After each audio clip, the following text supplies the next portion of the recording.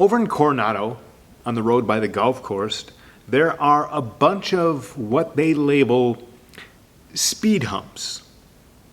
Now, everybody else calls them speed bumps, but I guess that Coronado is special, so they get to give it their own special name, speed humps. And actually, as I think about it, speed humps is a pretty good description for those, because they are way bigger than the normal bump. I mean, speed bumps, you have to slow down a little bit, but for these speed humps, if you don't slow down a lot, well, the ride becomes, shall I say, interesting. I'm not much of a fan of speed bumps, and I'm certainly not a fan of speed humps, but that's, kind of the way that life treats you sometimes. Big bump in the road, except with life it's not marked. You're just cruising along at speed, looking forward, looking at where you're going, looking at the future, and then whoops, speed hump. Sometimes a really big one. COVID did that for a lot of people, not just with their life, but also with their faith life. Same thing happened in a lot of churches too. I know that at Concordia, things were pretty smooth and relatively stress-free for quite a long time, and now, not so much. And I'm not really sure when the road's going to smooth out, if ever. I think that's what happens in the next scene in Abram's story as well. Finds us in a speed hump. I mean, things seem to be going really smoothly for Abraham, and then not. And I think that had to challenge his faith. Maybe it really challenged his faith, well, a lot. Just like those speed bumps in the road do for us. So let's pick up his story where we left off and see what we can learn from it. Genesis chapter 12, starting at verse 5. He took his wife Sarai, his nephew Lot, and all his wealth, his livestock, and all the people he had taken into his household at Haran, and headed for the land of Canaan. When they arrived in Canaan, Abram traveled through the land as far as Shechem. There he set up camp beside the oak of Moreh. At that time the area was inhabited by Canaanites. Then the Lord appeared to Abram and said, I will give this land to your descendants. And Abram built an altar there and dedicated it to the Lord, who had appeared to him. After that, Abram traveled south and set up camp in the hill country, with Bethel to the west and Ai to the east. There he built another altar and dedicated it to the Lord, and he worshipped the Lord. Then Abram continued traveling south by stages towards the Negev. So Abram got safely from Haran to Canaan, and God tells Abraham, this is it. Right? This is where you're headed. This is the land that I was talking about. This is the land that I'm going to give to your descendants. And in response, verse 7, Abram built an altar. And then he walks around and surveys the land a little bit, and he builds another altar. And I think the point there is, if obedience is a natural response of faith, well, so is worship. So is worship. I mean, notice there's no time lag there between God saying, hey, this is it, and Abram building, well, not one, but two altars. There's no, oh, do I have to? No, why do I have to? There's no hint in the story there at all of this feeling of duty or obligation, just gratitude. Gratitude. Abram hears a word, and he builds an altar, gives a gift. Plain and simple as that. Thanking, praising, honoring God seems to Abram to be the natural and automatic thing to do. And so at this point in the story, Abram seems to be doing everything right. I mean, he heard God, he trusted God, he obeyed God, he thanked God, and God blessed him. And it seems to have happened relatively quickly. I mean, it's at least a few months, but it's certainly no longer than a few years since Abram left Haran, and God is telling him, hey, you have arrived here. This is the land that I promised to give to your descendants.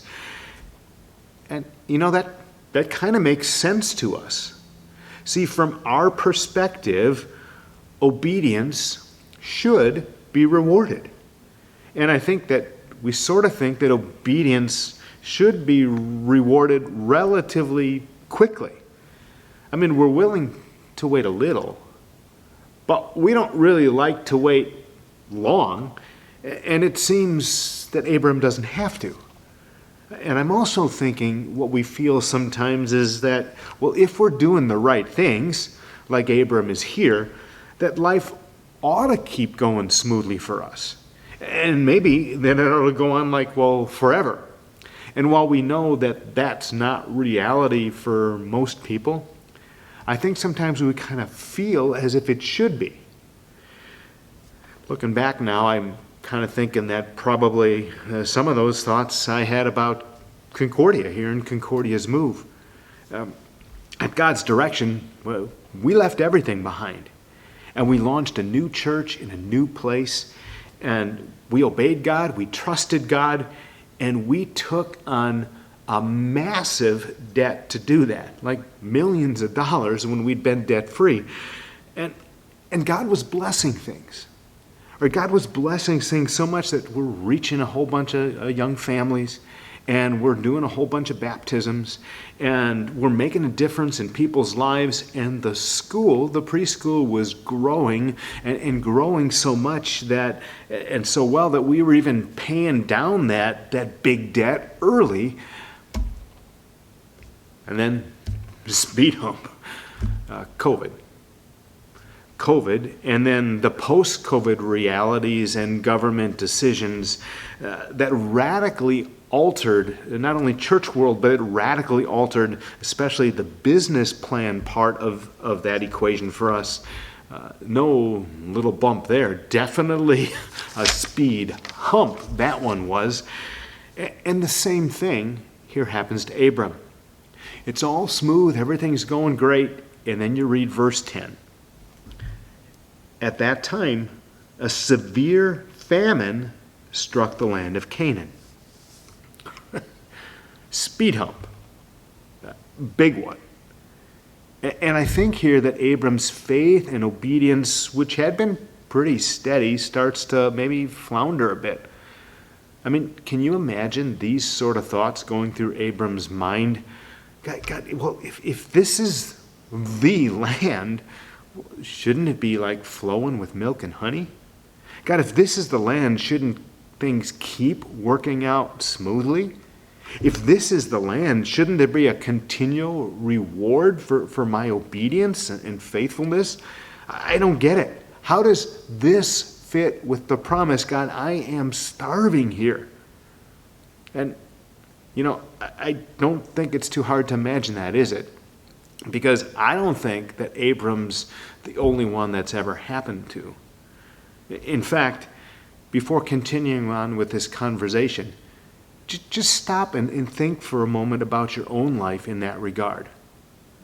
Stop and think about this. When have you been disappointed in God's promises or in God's timing? And what'd you do about that? Go ahead and hit pause and think about that right now.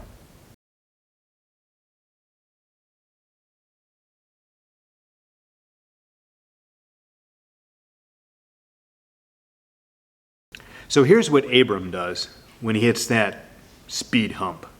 I'm reading now starting at verse 10. At that time, a severe famine struck the land of Canaan, forcing Abram to go down to Egypt, where he lived as a foreigner. As he was approaching the border of Egypt, Abram said to his wife Sarai, "Look, you are a very beautiful woman. When the Egyptians see you, they will say, 'This is his wife. Let's kill him, then we can have her.' So please tell them you are my sister. Then they will spare my life and treat me well because of their interest in you."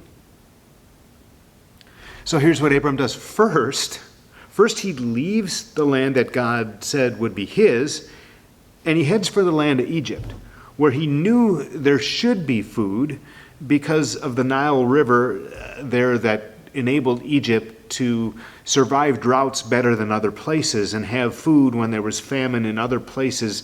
And so off to Egypt. Sight over faith at this point for Abram. And unless God had told Abram to go to Egypt, which certainly was possible because the story is actually silent about that, well, Abram might have even then used the promise to justify his moving locations. Well, God, I can't very well have kids and inherit this land if I die in this land, this place of famine. So, okay, let's go where I know that there's going to be food, where I know there's going to be something to eat. I mean, God, I know you could provide for me here, but I know there's food there, so why don't I just, help you along?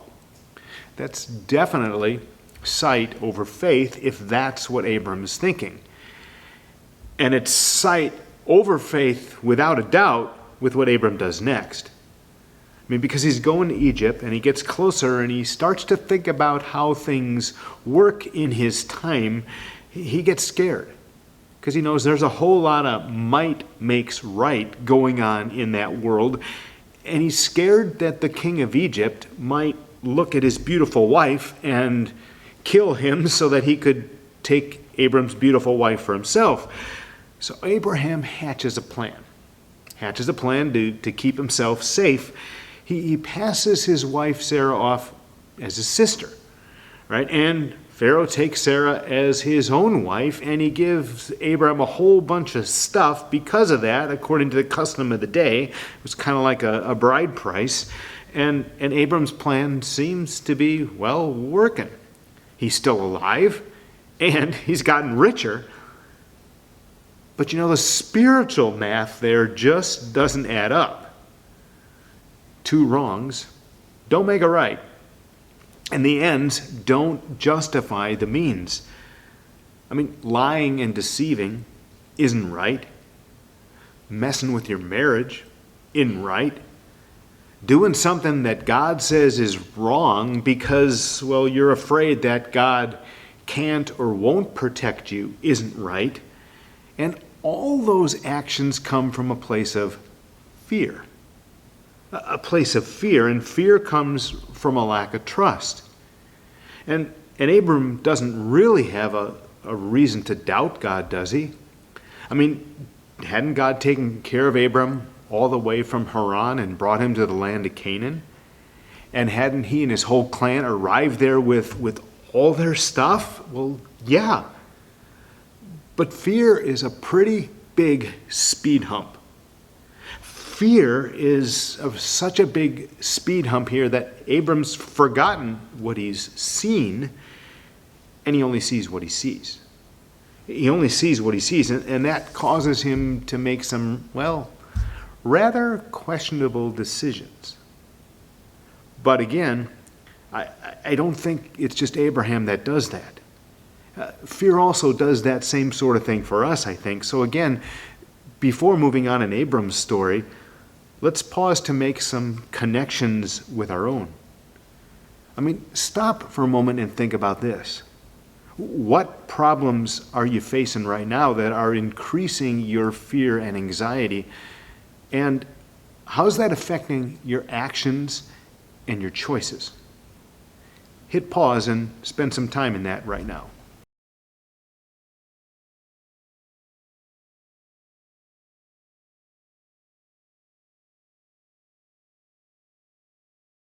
Yep, fear and anxiety caused Abram to make some rather questionable choices. And maybe that's happened to you as well. I know that's happened to me.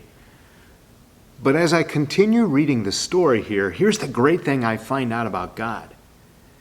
God doesn't let our fear or our lack of trust or our dumb choices cancel his promises or undo what he wants done.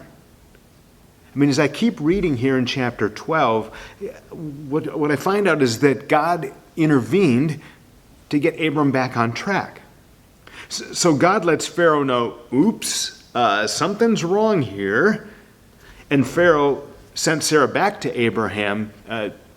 She was going to be the mother of the child of the promise after all. And God got Abram turned around and back headed the way he came, back to the land of the promise, back to the land of Canaan.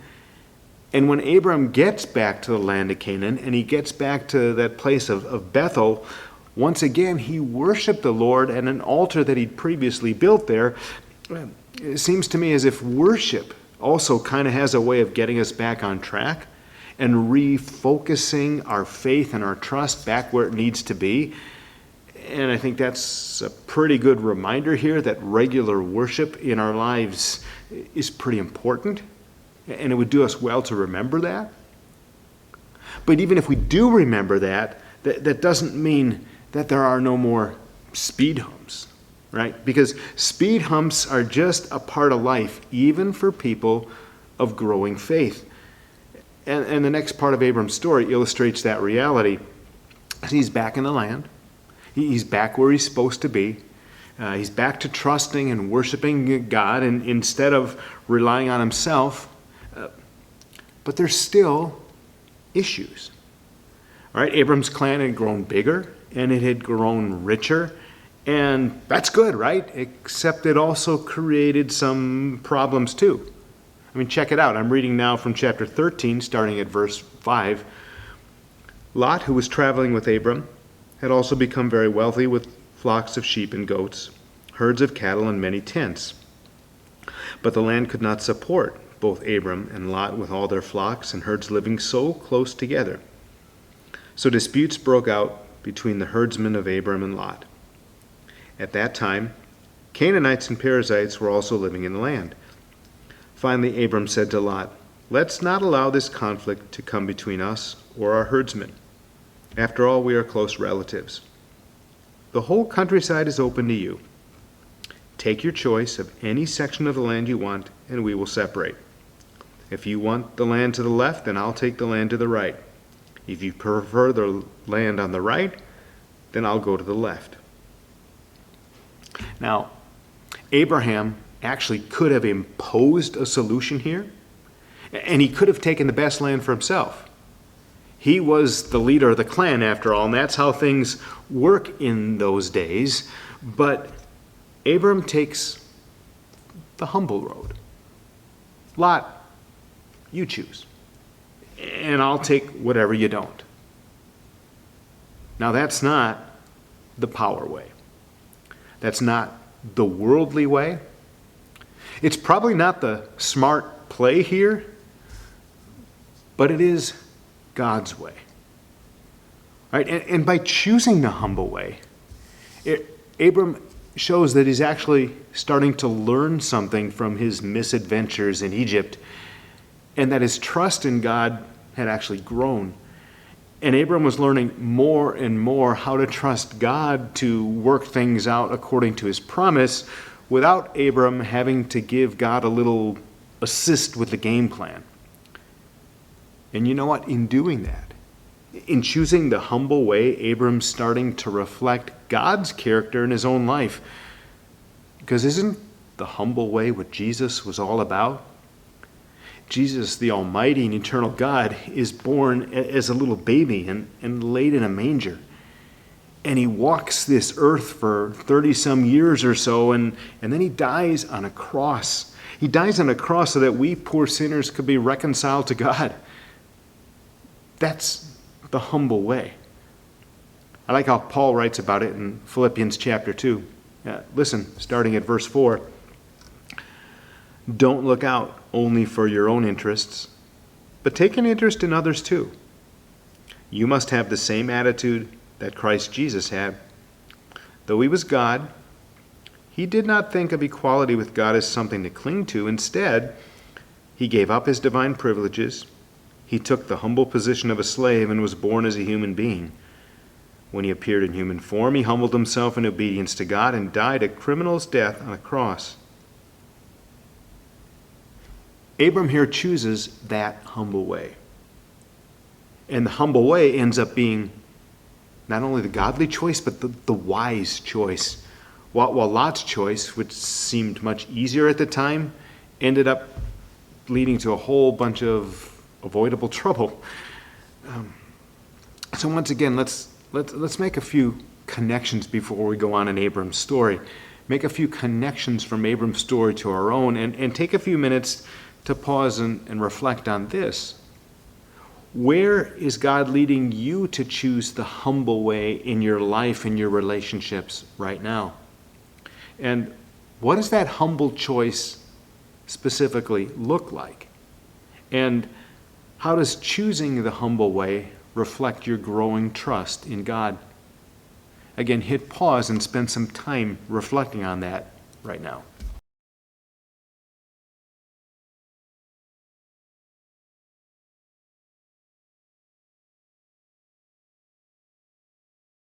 So Abram here with Lot chose the humble way. And God honored Abram's choice of the humble way as well as his growing faith and obedience. Now that doesn't mean that Abram had it down perfectly yet, not by any means. I mean, the deeper we get into Abram's story, the more and more we'll see that Abram has this tendency to justify some rather questionable choices by trying to convince himself that, he's just got to help God along with the promise. So we see this recurring pattern, this cycle of trust and blow it. Trust and blow it. Trust and blow it. But we're also going to see over and over and over again, get this, that God won't let our dumb choices mess up his promises. God won't let our dumb choices mess up his promises. And not only that, in fact, God keeps repeating his promises in order to call us to greater faith and obedience.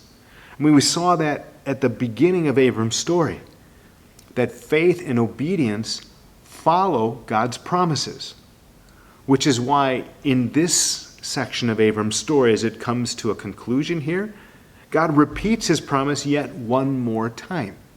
I'm reading now from verse 14 in chapter 13. After Lot had gone, the Lord said to Abram, "Look, as far as you can see in every direction, north and south, east and west, I am giving you all this land, as far as you can see, to you and your descendants, as a permanent possession. And I will give you so many descendants that like the dust of the earth they cannot be counted. Go and walk through the land in every direction, for I am giving it to you." That's God's promise again, that he repeats to Abram to strengthen his faith, to help him, his faith and obedience follow that promise. And Abram's response to hearing the promise? Let me read it to you. So Abram moved his camp to Hebron and settled near the oak grove belonging to Mamre. There he built another altar to the Lord. Abram's response to the promise? Well, greater trust and obedience.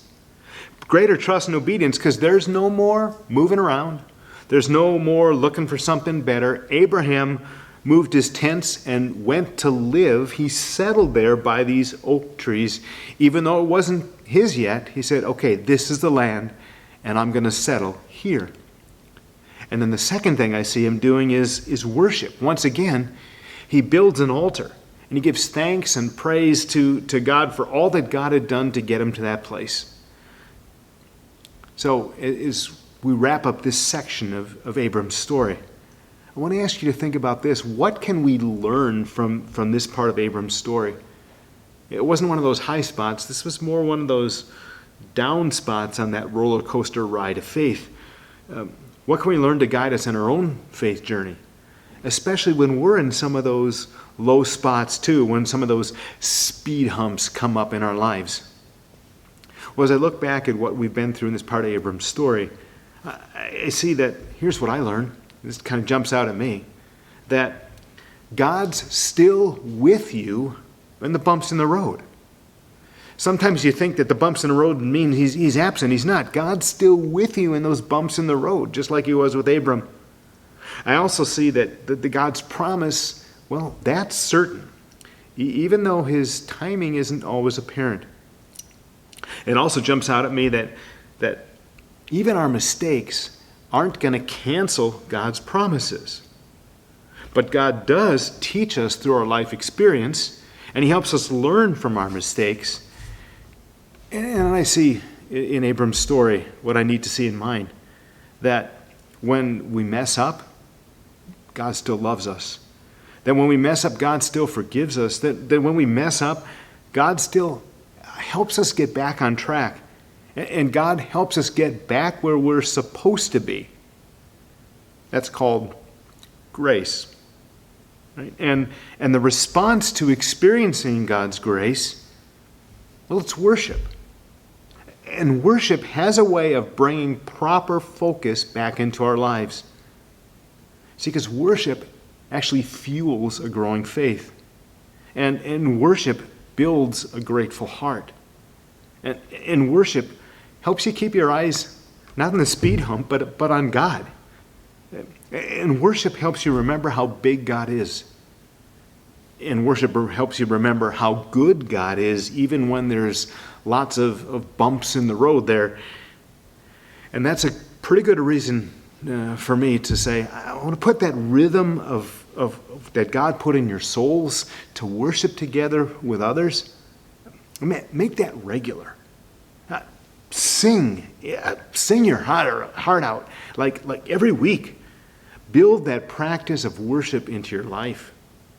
And as you do, remember that whenever you waver, God's so good that, well, he just comes and repeats the promise again. He repeats the promise again because God knows that our faith and obedience, well, they actually follow his promise. And God's promise reminds us of God's faithfulness. And God's faithfulness is what helps us make the journey and get where we're supposed to be. More on that next week.